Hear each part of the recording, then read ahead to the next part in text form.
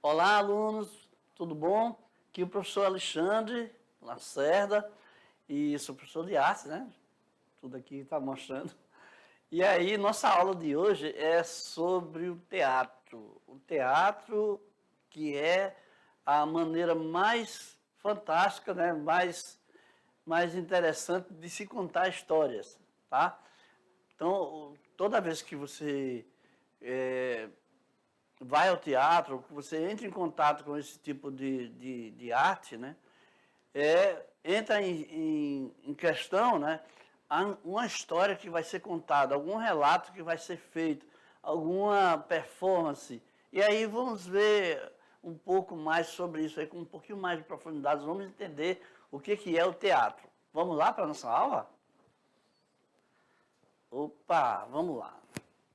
Aula número 7, teatro e a cidade, né? Quer dizer que é o teatro, não só as formas tradicionais, né? Como também o contato do teatro com a cidade, as novas formas que foram se aperfeiçoando, foram se descobrindo, né? Tem o teatro de palco, né? Tem o teatro de rua, e o circo, que é uma espécie de teatro mais popular ainda, né? Uma inovação. E aí vamos lá, vamos seguir aqui, vamos dizer primeiro o seguinte: o teatro é uma arte, ok? Em que um ator ou elenco, que é um grupo de atores, né? Interpreta uma história cujo objetivo é apresentar situações. Olha aqui, interpreta uma história, viu aí? Teatro e história. E despertar sentimentos, sensações, uma história triste, você chora com pena do personagem, reflexões, né? Das pessoas que estão assistindo, no público, por meio da comédia, né? Histórias engraçadas, dramas humanos profundos, como a tragédia, com a tragédia. A tragédia é o drama em que a pessoa, Romeu, Julieta se matou e Romeu se matou também, ai meu Deus, por aí, né? Então, estamos vendo aqui, ó, que é a arte de contar histórias por meio da ação e do diálogo. A pessoa que está contando a história, ela já vira o próprio personagem. E aí é uma história que é contada com começo, meio e fim. Pode ser um monólogo, diálogo ou musical. O monólogo é uma pessoa só falando. É só uma pessoa contando a história, a pessoa sozinha ali apresentando. Pode ser um diálogo, né? Onde tem mais de uma pessoa, né, que fala com a outra pessoa, a pessoa dá a resposta. Ou um musical, que é a história contada através de música, que a pessoa cantando e contando a história, a própria história. Tá? E aí, ó, vem aqui algumas coisas relativas ao teatro, como a encenação. Consiste na organização intencionada de todos os elementos plásticos de cada cena, da cena teatral. Elementos plásticos. O que são os elementos plásticos? É tudo que está lá para ser visto, que faz parte da história, né? Que vai fazer você entender melhor uma história. Digamos que tem uma mesa ou uma cama, a cena se passa num quarto, ou a cena se passa na sala, tem lá o sofá. Tudo isso só para você entender. Então, na encenação, entra como importante a iluminação, a cenografia. A cenografia, todos os elementos plásticos estão lá, né, que fazem parte da cena. O figurino, a roupa que os personagens usam e os objetos de cena. Digamos que o personagem vai ter que usar lá um telefone. Então, o telefone vai ter que estar lá na cena. Não é? Alguém vai ligar para o personagem. E aí vai.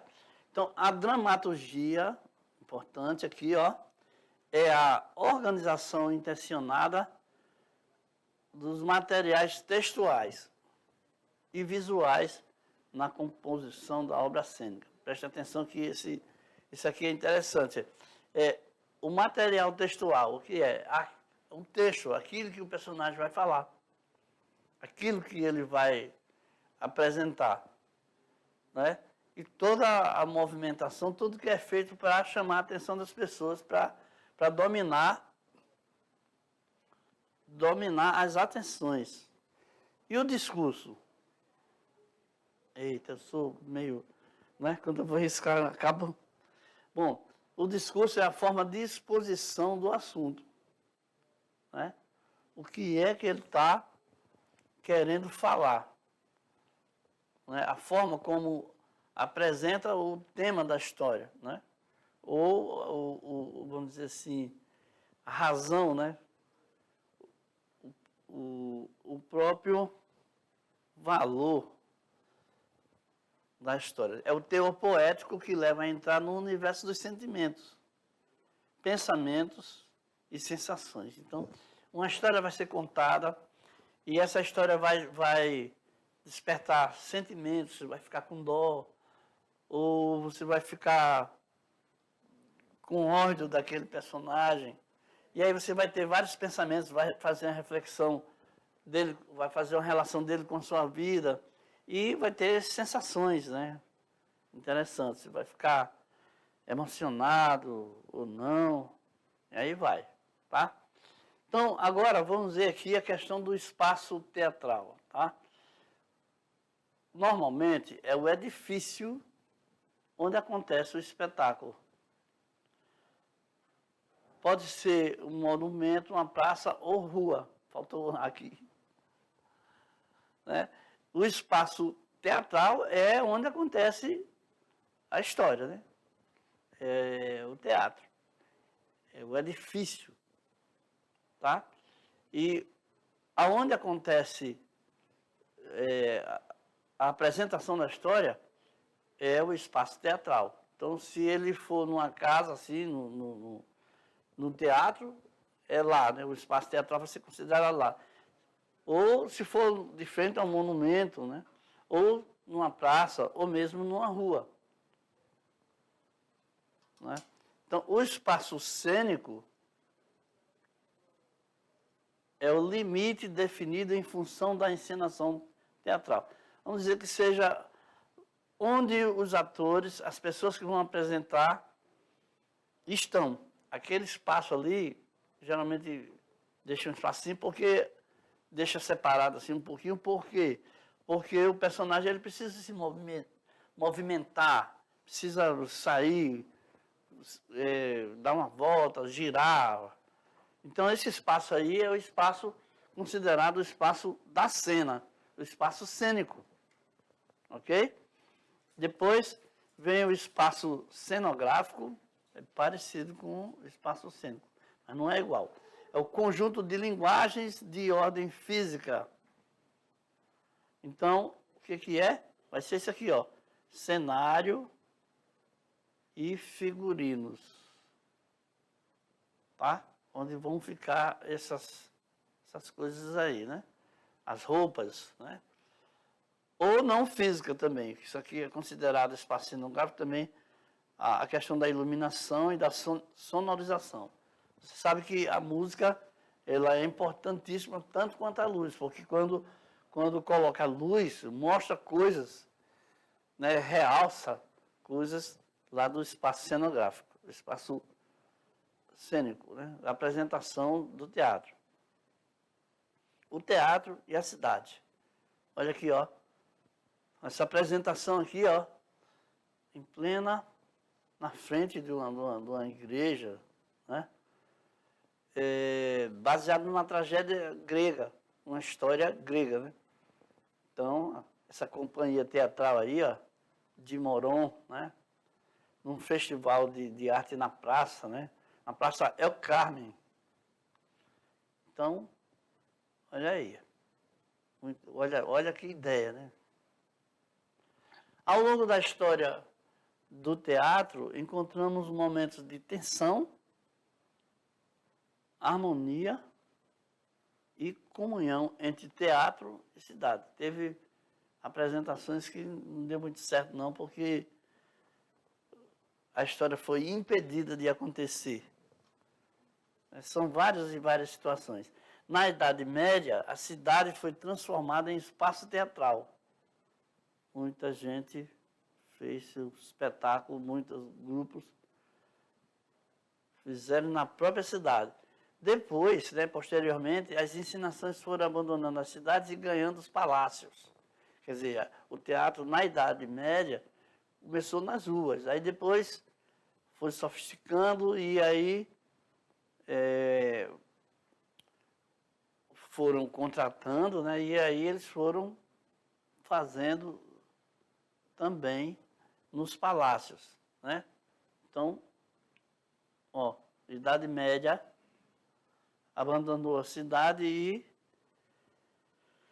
foi para dentro dos palácios, né? Os reis, os ricos, né? Contratavam e aí o pessoal ia fazer a apresentação lá dentro da casa, né? O teatro nos espaços abertos são importantes as apresentações, porque auxiliam na ressignificação da própria cidade. Dá uma outra ideia sobre a própria cidade, Na segunda metade do século XX, o teatro voltou a ganhar espaços abertos, né? Começou a ficar rico demais e tudo mais, mas aí, já no século XX, né? Aí voltou a ser apresentado também nas ruas,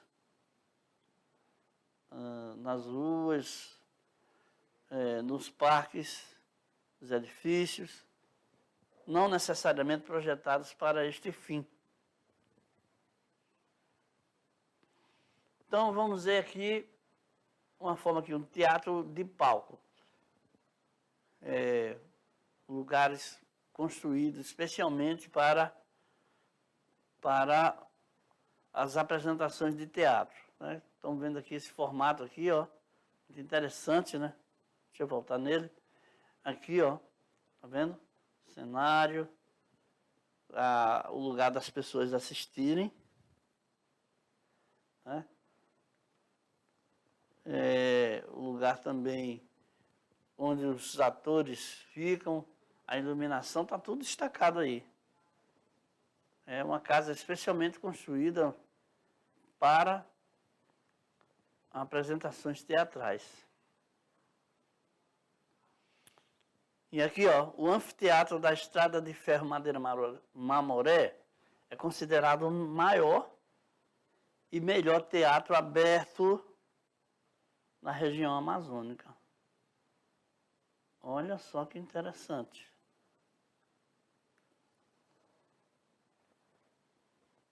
Então vamos ver aqui uma curiosidade.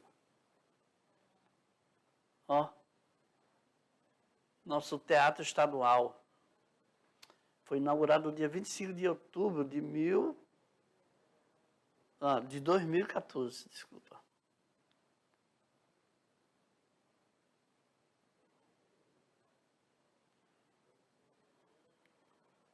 Pois é. Então, olha, esse é o Teatro Palácio das Artes. É o maior teatro da região norte. Capacidade de 1.100 pessoas. Pois é, né? Estamos vendo aqui. Olha aqui, esse teatro aí, ele é constituído, ele tem um palco do tipo italiano. Moderna tecnologia para montagem de diversos tipos de espetáculos. Espetáculos cênicos, espetáculos audiovisuais, musicais, de grande porte, né? Grandes companhias brasileiras podem vir apresentar aqui em Rondônia que tem condição, sim, né? Olha aqui, é o teatro de rua, né? Todas as pessoas assistindo essa apresentação aí. O teatro popular de rua é uma arte híbrida. Mistura teatro, dança, música e circo em combinações de várias linguagens artísticas. A história de sua origem é antiga, passa pela existência dos rituais da pré-história, pelas criações dos gregos da história antiga, percorrendo castelos e burgos. Burgos são cidades, tá? Medievais, chegando aos dias atuais. Que interessante, né? A rua é o espaço cênico. Lembra lá que a gente falou o que era espaço cênico? O público segue os atores e participa da encenação de quem que tem por linguagem a intervenção urbana. Vamos entender o que é isso aí, intervenção urbana, ok? O circo, a rua e a família. A intervenção urbana é porque a cidade está lá, está aqui, toda pronta, né? Então a pessoa chega lá e faz, chega a companhia, monta um cenário, tudo. Então, quando ele faz isso, ele intervém. A arte intervém na cidade, né? Ela modifica, nem que seja momentaneamente, aquele espaço ali, transformando num espaço para a sua apresentação. E aqui vamos ver aqui sobre o circo, a rua e a família. Olha aqui, essa companhia aí, ó. Carroça de Mamulengos. Há mais de 3 décadas viaja por todo o Brasil. Esse grupo de pessoas aí, com espetáculos que misturam técnicas de circo, teatro, de formas animadas, música e contação de histórias nas mais remotas localidades. Então, é um grupo que viaja o Brasil fazendo apresentações teatrais, né, usando várias linguagens. A história do circo no Brasil está associada à história da família dos artistas itinerantes. O que é isso? Artistas itinerantes são os artistas que andam a cidade toda, andam por toda parte, né, mostrando, viajando e vivendo somente da arte. Como a tradição do circo foi se adaptando e recebendo a influência de outras artes, como o teatro e a dança. Então, deixa eu refazer aqui essa leitura aqui, ó. Como toda tradição, o circo foi se adaptando e recebendo influência de outras artes, como teatro e a dança. Há espetáculos de circo que são apresentados em edifícios teatrais, outros que são apresentados na rua, e há os que se apresentam embaixo da tradicional lona.